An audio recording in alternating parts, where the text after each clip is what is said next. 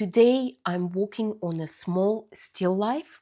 This is my second layer, and purpose for this demonstration is show my thoughts and my process of trying to finish this tiny still life. I'm going to talk about a lot of concepts in the painting, the color harmony, the edges, how to increase the strength of light, of course emphasizing making brushstroke, bringing variation of paint quality.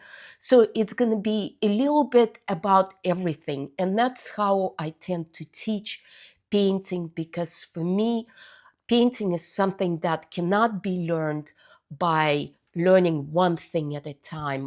Everything is so interconnected in the painting and interdependent that you can learn value and then introduce color. Color influence value and value influence color.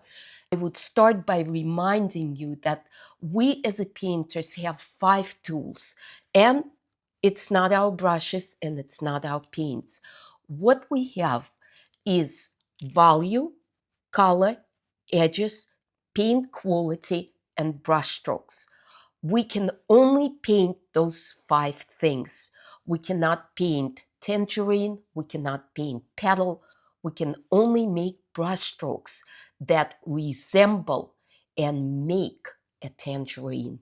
Magicians, we create that illusion of form, light, atmosphere, space, texture, and all of that together create the beautiful paintings. But it is through those 5 tools that we really can do that magic. What's the first thing I would paint? First of all, it's always a good idea to approach painting from something that's very easy and not challenging, because you're simply not warmed up yet. So one thing you can start is, of course, background. What I'll do is I take my medium, and this is Imposter liquid. So I will take a little bit of my medium, I will take a raw umber, mix maybe a tiny bit of blue into it to cool it off and give a little bit more color. I'll just go and simply repaint. Notice how I load up brush and want to do infinity sign, so your paint gets to both sides of the brush. And with the same dark, maybe just with the touch of addition of transparent red oxide to warm it up, I'm gonna bring a little definition of cast shadow under my object. Notice that I have not made a complete line. I broken it a little bit for the purpose that it will not be too graphic. I don't need too many lines. So I'm already interrupting them, and I will be doing more so as I come back to them.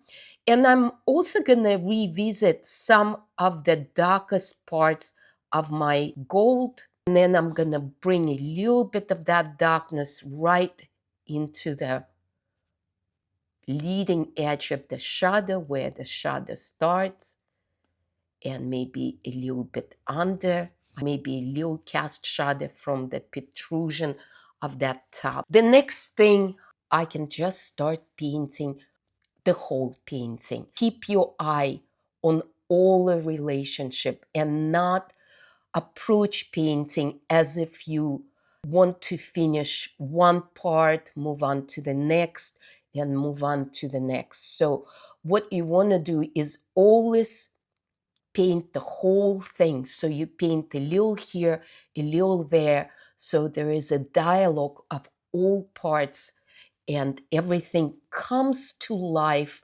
organically. Just apply a few strokes of warmer and maybe cooler greens for my darker petals, and even just take some of it down. Now, I did notice that that green is maybe a little bit too cool to be a shadow, so I'm going to make sure I'll add some warmer notes to it.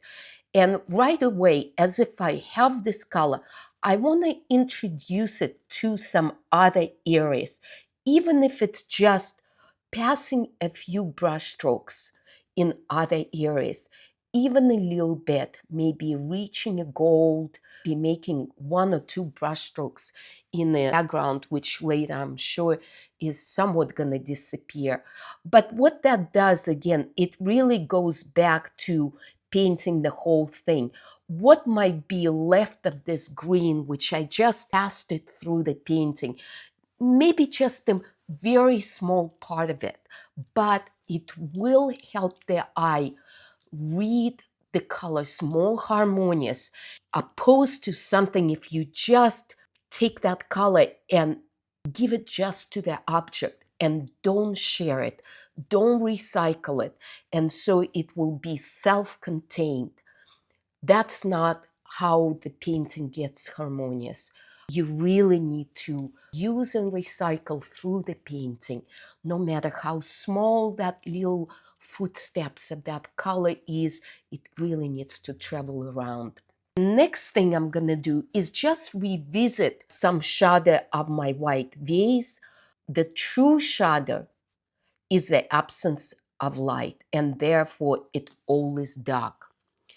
And it's very much depends on the environment, because what happens to the shadow after is the effect of the environment, whether it's a secondary light source or nearby object like you see here with this orange coming and reflecting back.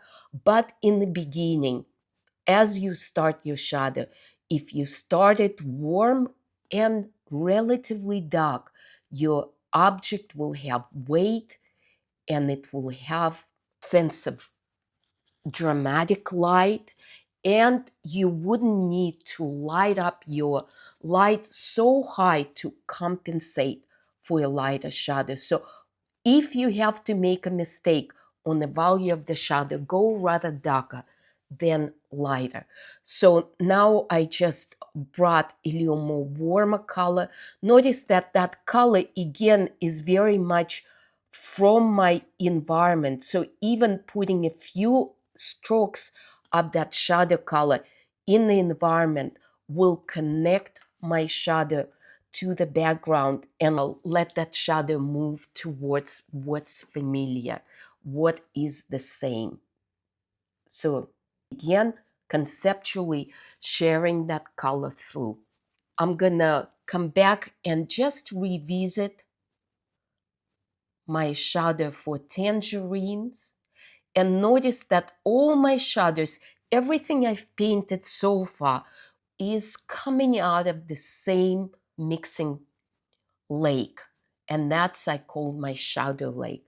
So now I'm just gonna test this color that's nice and dark, and then just again simplify that shadow, and right away maybe give a little bit of that shadow back into the vase and really hide this little piece and hide this little piece even with maybe a little bit of more darkness. I set it up the stage for my light. So I have painted everything, the shadow, the background, leaves and petals.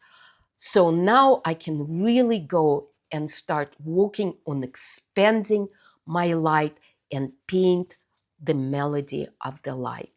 Thank you so much.